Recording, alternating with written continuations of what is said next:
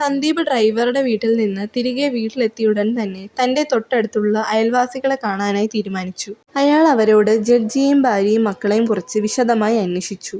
അപ്പോൾ അവർ പറഞ്ഞത് ജഡ്ജിയും കുടുംബവും വളരെ സന്തോഷകരമായ ഒരു ജീവിതമായിരുന്നു നയിച്ചിരുന്നതെന്നും തന്റെ മക്കളുടെ പഠനാവശ്യത്തിന് വേണ്ടിയാണ് അവർ എറണാകുളത്തേക്ക് മാറി താമസിച്ചിരുന്നതെന്നും എങ്കിലും എല്ലാ വർഷത്തെയും തിരുവാതിരയ്ക്ക് 2 ദിവസം മുമ്പ് തന്നെ അവർ അവരുടെ സ്വന്തം നാട്ടിലെ തറവാട്ടിലെത്തുമായിരുന്നു എന്നും അങ്ങനെ ഒരു തിരുവാതിര നാളിലാണ് മുത്തശ്ശിയും കൊച്ചുമകളും കൊല്ലപ്പെട്ടതെന്നും അവർ പറഞ്ഞു.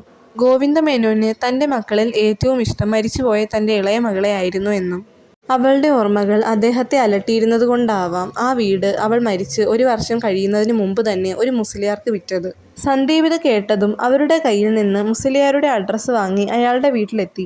സന്ദീപ് അവിടെ ചെന്ന് അയാളോട് വീട് വാങ്ങിയ കാര്യങ്ങളെക്കുറിച്ച് ചോദിച്ചപ്പോൾ അയാൾ പറഞ്ഞത് താനാ വീട് വാങ്ങി ഒരാഴ്ച കഴിഞ്ഞപ്പോൾ കുറച്ചു പേർ തന്നെ ഫോണിൽ വിളിച്ചെന്നും അവരാ വീടിന് നല്ല വില തരാമെന്നു പറഞ്ഞെന്നും താനാ വീടിപ്പോൾ വിൽക്കുന്നില്ലെന്ന് പറഞ്ഞപ്പോൾ അവർ ഭീഷണിയുടെ ശബ്ദം ഉയർത്തിയെന്നും തന്റെ ഭാര്യയും മക്കളെയും കൊല്ലുമെന്നു പറഞ്ഞെന്നും പിന്നെ ആ വീട് അയാൾ പെട്ടെന്ന് തന്നെ ഒരു റിയൽ എസ്റ്റേറ്റ് ഗ്രൂപ്പിന് കൈമാറിയെന്നും അയാൾ പറഞ്ഞു. മുസലിയാരെ വിളിച്ച് ഭീഷണിപ്പെടുത്തിയവർക്കും ആ വീടിനും തമ്മിൽ എന്തോ ബന്ധമുണ്ടെന്ന് അയാൾ മനസ്സിലുറപ്പിച്ചു.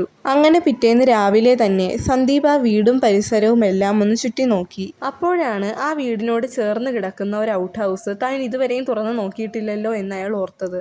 അവിടെ ആയിരിക്കും ആ ഡ്രൈവർ താമസിച്ചിരിക്കുന്നതെന്നും ഇതുവരെ ഈ വീട് വാങ്ങിയവരാരും ഈ ഔട്ട് ഹൗസ് തുറന്നു നോക്കിയിട്ടില്ലെന്നും അതിന്റെ അകം കണ്ടപ്പോൾ അവന് മനസ്സിലായി. അപ്പോഴാണ് അവിടെ ഇരുന്നൊരു ചാക്കുകെട്ട് അയാളുടെ ശ്രദ്ധയിൽപ്പെട്ടത്. ചാക്കുകെട്ട് അഴിച്ച സന്ദീപ് കണ്ട കാഴ്ച അതിഭയാനകമായിരുന്നു. വീഡിയോ ഇഷ്ടമായാൽ ലൈക്ക് ചെയ്ത് സബ്സ്ക്രൈബ് ചെയ്ത് കമൻറ്റ് ചെയ്യണേ.